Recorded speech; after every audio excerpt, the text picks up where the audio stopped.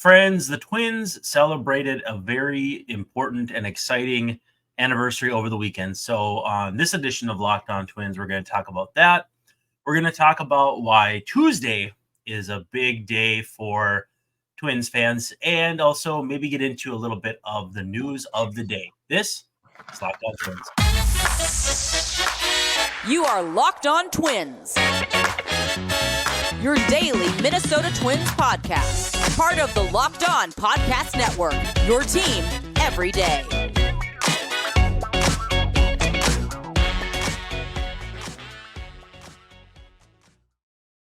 Hello again, and welcome back to Locked On Twins. I'm your host, Brandon Warren. You can unfollow me on Twitter at Brandon_WARNE. And I am joined by good friend Dave Brown at Answer Dave Brown. David, how are we doing this eve? We're doing fine, Brandon. It's warmed up a little bit. It's still winter-like, but it doesn't feel like the air is going to kill you. So that's good. I heard a rumor you had a late dinner. What did you end up eating? We went to this. We didn't went. I got takeout at 54th Street Grill. I don't know if you're familiar, but it's very TGI Fridays ish kind of a place. Tipsy McStaggers. And actually, it was quite good. I had a salad, which I could use, and mozzarella sticks to ruin it. But they were both. It was very, very good. Very good. Apples and pecans and mozzarella sticks. Well, that sounds like what we did for lunch. We went to a place around here, and I got buffalo chicken strips and a bowl of cheeseburger soup. So, yeah, not what I needed, but it is what it is. Thanks, though, everyone, for making Locked On Twins your first listen every day. We're free and available wherever you get your podcasts, also on YouTube, and as part of the Locked On Podcast Network. We are your team every day.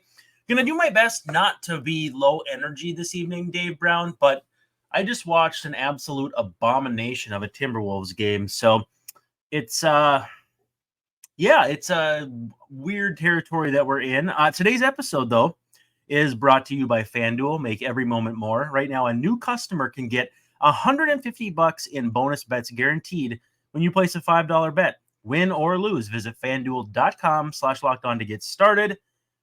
Dave, the bearer of bad news can be either me or you, but James Paxton is signing with the Dodgers. Your thoughts? Well, I thought you said the Bears are bad news, and I'm like, well, tell me something I don't know. Yeah, right. But James Paxton has been plucked away by an eagle, and he's landed in Los Angeles. The news was broken, I suspect, by a friend of his. I saw on Twitter someone named Chad broke the news, and he's from British Columbia, and he's not a reporter, but he seems to know Paxton's whereabouts, and people are crediting him. So good job, Chad. Bad job, Twins.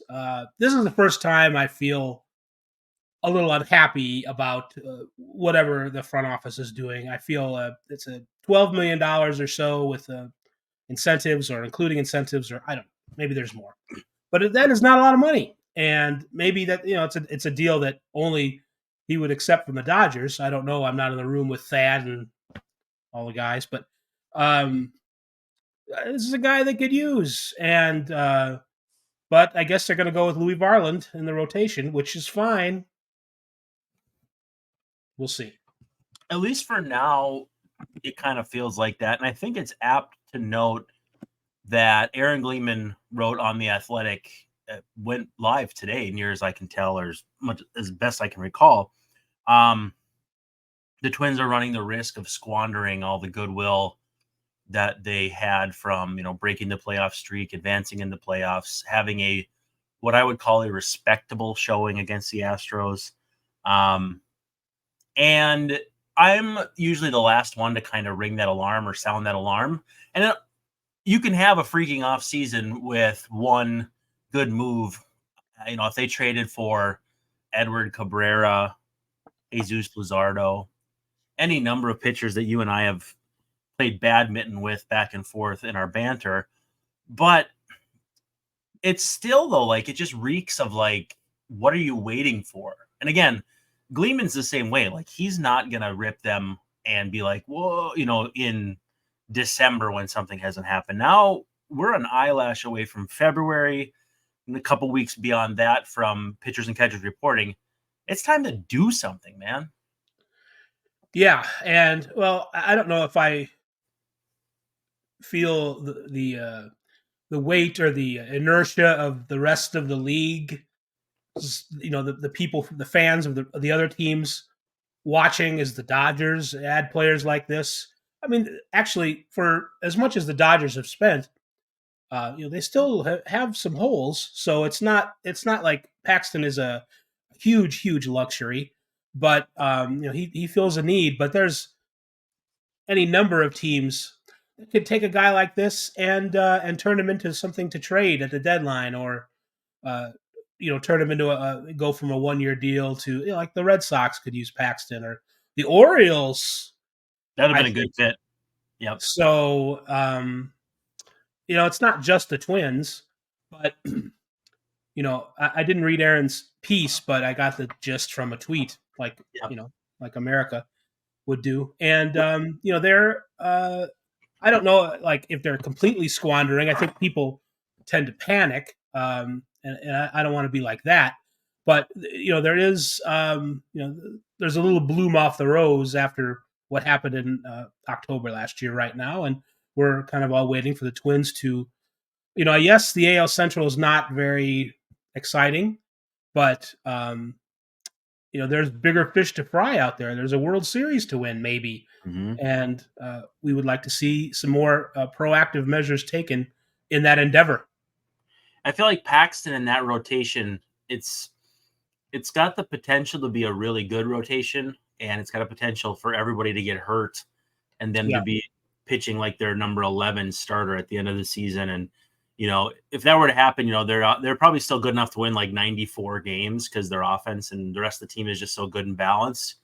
But yeah, it just doesn't really make sense to me that the Dodgers are left standing with the best offer for him when they've already addressed so many needs and spent so much money. And there are so many teams who are in transition, needing pitching.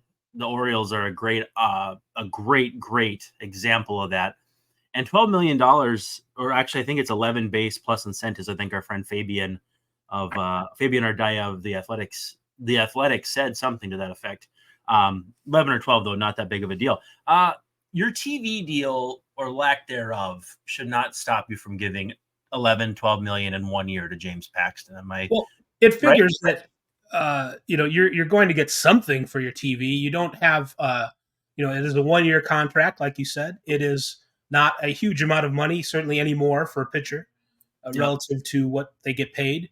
And the Twins are going to receive some kind of money for their TV rights. It's not maybe it all won't be wrapped up for years. They won't have the the security or whatever of a deal that goes into 2025 and beyond. But there's enough money to pay somebody like James Paxton. Now, hopefully, the trade market will open up here between now and opening day. I don't know if we can expect anything by the beginning of spring training, but I would expect some movement eventually, and we're just going to have to be patient, which is not our strong suit. Well, and it just, to me, I don't know what's going to change between now and spring training and now and opening day, other than teams getting players hurt in spring training and the demand becoming high again. And it's not as though other teams aren't dealing with the same thing. And maybe that's where that inertia comes from. But at some point, like the Twins, when they started to stink at Target Field, which was pretty much every year after the opening of the stadium in 2010, like they were good in 2010 and then just butt cheeks the rest of the next 5 years. They cut the payroll with the idea of, throwing money at this isn't going to solve it. Go sign Joe Blanton. He's not going to get you from 68 wins to 88 wins, obviously. But if you've banked all that to use later, granted, they've put some of that money where their mouth is with Carlos Correa. It's still it's not good optics to be like, I defended this team saying, hey, signing Ricky Nolasco for $50 million didn't move the needle that much. You can't just buy your way back into the divisional race. But again, now the story of this offseason is not fully written either, but it's looking not great. And that's where I keep coming back to is like, I have been the one who's like, you gotta wait. You don't judge an offseason until it's over. And even I'm kind of like, guys, something's got to give. Something's got to happen. Well, yeah, and I don't. It's not that I don't care about the optics. I guess I do, or see where they're important, but Yeah. it's a matter of making sure that you have enough pieces. And I don't think that a $12 million James Paxton is going to be an excess or is going to prevent Louis Varland from making starts, or there's upside there. Well, if you're hesitant to trade prospects, like if the prospect trade is what's on the table, then you sign James Paxton and keep your prospects, right? Yes, I guess they have the idea that they want to trade people who aren't prospects anymore, who are making arbitration money. Good luck, or Jorge Polanco, who's a very nice player, and I think he's 30, going on 31 in maybe June, if I'm not mistaken. But anyway, if nobody's going to give you what you want for him, you got to pivot. And I assume they already have. It's not like I'm telling them something they don't already know, but it's just, it's not there. And I sense the frustration, and honestly, I'm starting to empathize. Let's take a quick second. Let's talk about eBay Motors, and then we will come back. Maybe still talk about that. We'll talk a little bit about the trade the Twins made just over a year ago, which is one that we would love to see a mirror image of, and maybe a little Joe Mauer talk before we get out of here. But first, a word from eBay Motors. So, passion, drive, and patience are what bring home the winning trophy, and also what keep your ride alive. eBay Motors has everything you need to maintain your vehicle and level it up to peak performance, from superchargers, roof racks, exhaust kits, LED headlights, and more. Whether you're into speed, power, or style, eBay Motors has you covered. With over 122 million parts. That's not a typo. That's not me misspeaking. 122 million parts for your number one ride. You will always find exactly what you're looking for. And with eBay's guaranteed fit, you're guaranteed to have your part fit your ride every time, or you get your money back. Because with eBay Motors, you're earning rubber, not cash. So with all the parts you need at the prices you want, it's easy to turn your car into the MVP and bring home that win. Keep your ride alive at ebaymotors.com. Eligible items only. Exclusions do apply.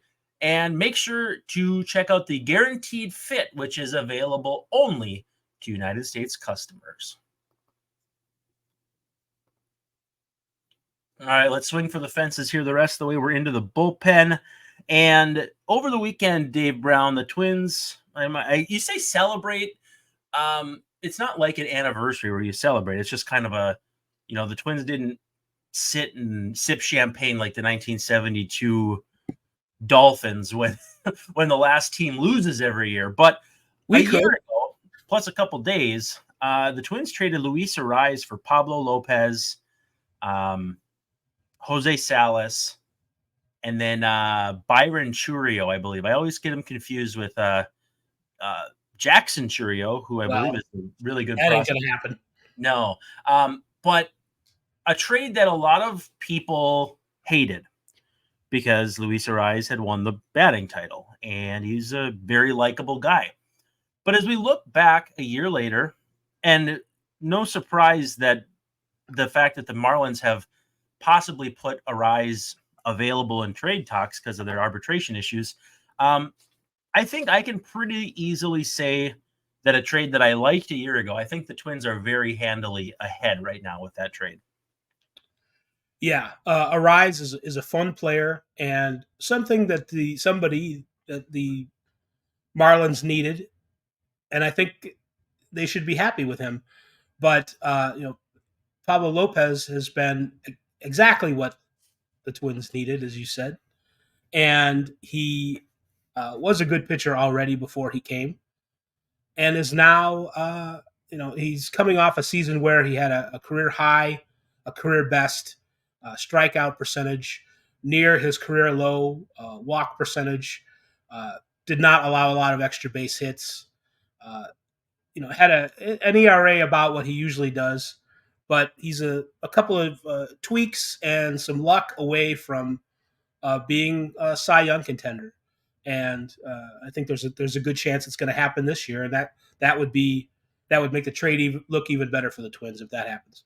Yeah, I believe Arise is a year away from free agency, about $10 million in arbitration. And I think what's tricky with him is if Luis Arise was a free agent, figuring out the proper AAV, average annual value for the uninitiated, and year total for a guy like that is so difficult because obviously a good hitter who, when the hits aren't dropping, and I guess this is true for every hitter, but he can really go in the tank, as noted in the second half of 2022, where he still won the batting title, but if he hits 280, his offensive value is markedly worse than even if he hits 300, just because of the lack of power and general. He doesn't walk that much, Right.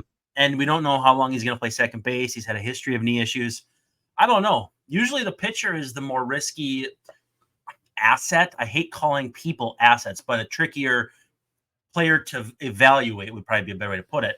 But I think the Twins did really well getting out in front of it. I also too think, and I want to ask you, because you might have a better national perspective of this, do you get the sense that the Twins are in the conversation or could be viewed as a team where pitchers go to get right? Kind of like was a Ray Searage with the Pirates, and you got the Giants too. Some guys have gone there and gotten things going again. I want to say Desclafani, Alex Cobb, a few other guys. Are the Twins poised to join that mix, or is it more just Lopez was good and just needed to make a couple tweaks that he could have done anywhere?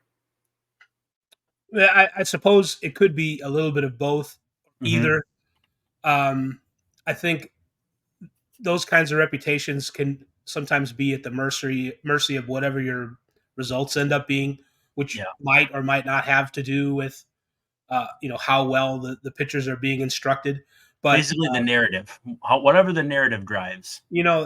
so there's a little bit of that. I think maybe sometimes that stuff can be overdone, but certainly what you don't want is a situation where you go to a place where there's like no hope for getting better, and especially, and that's not the situation with the Twins. The Twins, Like the Orioles 16 years ago, 15 years ago, where Arrieta leaves. exactly. Yeah. Exactly. You don't want that kind of night and day stuff where you guys are the night. But the Twins have a solid reputation as a place where you can go and be heard as a pitcher and be somebody who is going to be put in the best possible position, or at least a pretty good position to win and to do your best. And that's all you want. It's not really even a magical thing, or it's really something quite simple. You have a freedom, a liberty to be yourself and be the best version of yourself, and that's what the Twins have. So if Pablo Lopez doesn't necessarily win the Cy Young this year, I don't know if that all comes falling down or not, but it's and we'll see how we do with they do with Louis and some other, and Joe Ryan. It's a big year for Joe Ryan. We're talking about Lopez here, but Mm-hmm. if Ryan can stay healthy or just report the injuries if they happen, that's the next guy that I look to kind of take a step forward and be strong for a whole season. I think a good indicator of the Twins and how they prepare their pitchers or give their pitchers the ability to prepare was, I follow a lot of Cardinals writers, and I think it might have been Derek Gould, who's the best of the best out there. And it was John Mozeliak and Sonny Gray kind of trying to collaborate on what the pitching department would look like. And he's like, well, can we get a guy who does this? And can we get a guy who does that? I don't think it's coincidental he's coming from Minnesota and asking for those things. Right. For as much as the public perception was that he didn't like being in Minnesota because Rocco wouldn't let him pitch deep into games and whatnot, I think he also recognized what the Twins did for him in terms of taking him from, a step further away from the Yankees where his struggles were pretty pronounced. He was good in Cincinnati and just took it to another level here.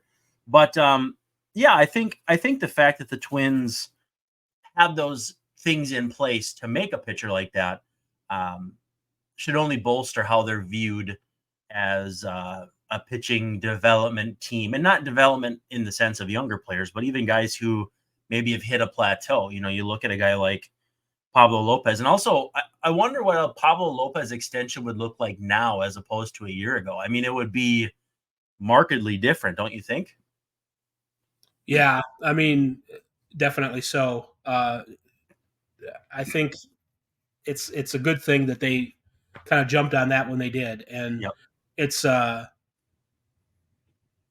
that's sort of another reason why it's a little frustrating that in some other cases the Twins haven't been as aggressive as maybe we feel they should be or could be. Um, there have been a couple of moves that they've made that have been kind of expensive, but really good, proactive, good ways to spend money. It's you have to spend money to win. Scared money don't make money. And it's just a matter of doing it right. And they seem to be in a good position right now. That's one reason why we're kind of a little anxious or eager for them to strike while the iron is still hot. To use it quickly. Do you think the Marlins would be hesitant to make another deal with the Twins, or not necessarily? Well, it's a new GM, right? So right, yeah. I just mean though. I don't know if that's a thing. Like I highly doubt it. But you know what? Trading in the division is a tricky thing, and it's like if you make a good enough trade in your division where, it stinks. You'd have to face. Let's just say if the White Sox liquidated and the Twins gave him a ton for like Luis Robert. Why would you care how good Robert is if you get enough back? And, it's going to take time for the prospects you have to get good anyway. I always think there's just kind of this weird aura around trades where it's like, we don't want to get burned, so we won't trade in our division or whatever. And it's like, well, I don't think, like I kind of said before, I think, Arise gives them what they kind of needed. And I don't, it is true that the Marlins pitching last year is one of the things that kind of fell apart a little bit. We're still talking about a team that, certainly competed really well, but they got what they needed. And I don't think, if you look at some of Pablo's stats, like slugging percentage, it was the same allowed that it was 2 years ago. On base percentage, the same as it was 2 years ago. Batting average, right around what he does. It was just a matter of, a little bit better. And I think there's a decent chance that he could have had that same kind of season with the Marlins. But Arise gave them what they needed and then still need. The Marlins lack offensive punch. And so, in the context of your question, would they be afraid to? I don't think so. I don't think that the Marlins have to feel like the Twins pulled one over on them.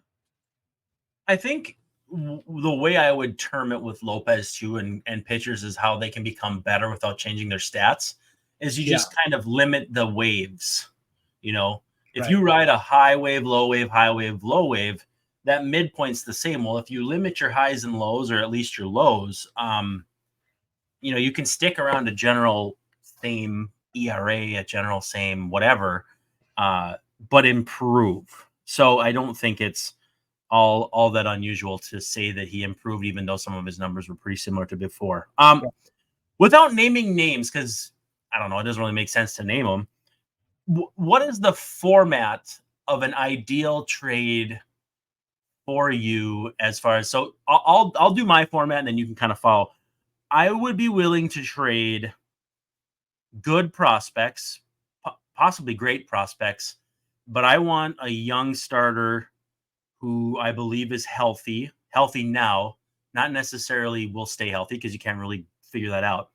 But I want to trade a prospect for a starter who I'll have at least 3 years of control of, I would say. So if that's Brooks Lee for Jesus Luzardo, if it's whoever for Edward Cabrera. What am I doing? Edward Cabrera. I'm not saying you gotta follow any of those names, but the prototype for me for what's going to make the most sense is to pair off some of your prospect depth and get a young starter who may not be that number 2 this year, but you get them in your system, you find out what they're good at, you find out what they need to get better at, and you make them the best version of themselves by next year, and they're your guy. So that's what it looks like to me. I think if you trade someone like Jorge Polanco, that value coming back isn't as high, and the value leaving actually is bigger because of his clubhouse. He's been on the team forever. He's a dang good player, but teams aren't going to value him that way. So to me, the ideal, most efficient way would be to find a prospect who has crazy value in the league and flip them for a really, really good young starting pitcher. That's where I'm at. I would agree with you to a point. I think that if you're going to trade somebody like Lee, you've got to be really sure of what you're getting back. I think there's, like you said, there's much less risk involved when you're talking about somebody like Polanco. I might lean toward a lesser prospect than Lee and Polanco, pairing them together. Yeah. For somebody, that where we're not necessarily going to, if they miss on him, maybe it isn't the end of the world. So, and maybe that is kind of trading half scared a little bit. And maybe that's not the best way to do it. But I think, for the Twins to go deeper into the playoffs this year, and then maybe the year after that, they're going to need somebody about as good as Sonny Gray coming back in one of these trades, or someone is going to have to sprout from the floor, and then a 40-man roster to do it. This pitcher has to be really good. When you look back at that trade, are you surprised the Twins got not just Pablo, but a pretty good shortstop prospect? I mean, he had a tough year, but a good shortstop prospect, and then a lottery ticket besides, because, I know the trade values website, I'm not a big proponent of it, but it had the Twins just absolutely squashing them in trade value. Those things, the trade, I don't know about that part of it. I do remember being surprised. I was thinking at the time, I'm kind of surprised that the Marlins didn't get a prospect like that back in the deal, just because of the the upside that and the importance, the way the league is, of having a pitch, adding a pitcher like Pablo to your rotation. But I suppose I think about player values first in terms of how good the player is, rather than, and later I think about, well, how much control do you have? What's the salary? What's those things are obviously important too. And there's certainly things that the front offices look at when they make trades. So I think that's kind of where that's coming from. It was a matter of what the Marlins were up against at the time with Pablo's contract, and what it might have looked like had they, they weren't going to sign him to an extension. That's just not what they're into right now. So again, it was a matter of the other things about that make Pablo valuable coming back, or less valuable because he happens to be due a payday. Yeah. Well, and the Marlins valuing Arise the way they did when the Twins wouldn't even play Arise at second base regularly is a curious proposition, but they apparently saw enough to do him at second, Jazz in center, and all that crazy stuff. I can't make heads or tails of it, but part of me wonders if they would play Jorge Polanco at short just to really, really gum up that up the middle defense. But I don't know. That's neither here nor there. Let's wrap with this. How you feeling about Joe Mauer's candidacy as we are on, I believe, Hall of Fame selection show eve, if I'm not mistaken? Yeah, we're as we talk, we're about 17 hours, I think, something like that, away from the announcement. The tracker is looking good. The people who evaluate the tracker says it's looking good for Mauer. It's like based on who's voted for him before and their proclivities proclivities, conservative versus, and I don't mean that like politically, but it's No looking really politics. good. He's almost 84% still, Yep. which based on, my reading of it in past years would be he's got plenty of cushion for the curmudgeons to come in and say, no, I'm not voting for Joe Mauer. I'm an old man. No, get away from me. If that happens a lot in these ballots, I think Joe still has enough, cushion to get in on the first ballot, which is a surprise in the long run, but a deserved one. Well, I think what's funny too is if you, and I tweeted this, if you don't think he's worthy of first ballot induction and he makes it on his first ballot, then you don't even get to vote for him at all, which again, if you didn't think they were first ballot, that's fine. But then you don't vote for them at all. And if they make it in, that means all of your peers did think they were. And that makes that, to me, that draws your judgment into question. I'm not trying to be a jerk about it or anything, but just to me, if you didn't vote for Joe Mauer just because you didn't think he was a first ballot Hall of Famer, well, I guess you're missing out. Yeah, you are. And it's some voters have always kind of put in that extra thing about the extra honor of being a first ballot Hall of Famer. And I guess I do too, from the standpoint of, well, if he's one of the 10 best players, yeah, he should go in as soon as he's available to. So that's what it is. It isn't so much that Joe Mauer did something that Carlton Fisk didn't do, or Piazza. Yeah. I don't necessarily think he's better than those guys. So right, because he's not. But he is a Hall of Famer, and by all accounts, he's going to get it tomorrow night. Well, we have to wrap up. We have 10 seconds before we go over our allotted time. So again, thanks, Dave, so much. Thanks for everyone listening. And you've been listening to and watching Locked On Twins. We'll see you tomorrow night.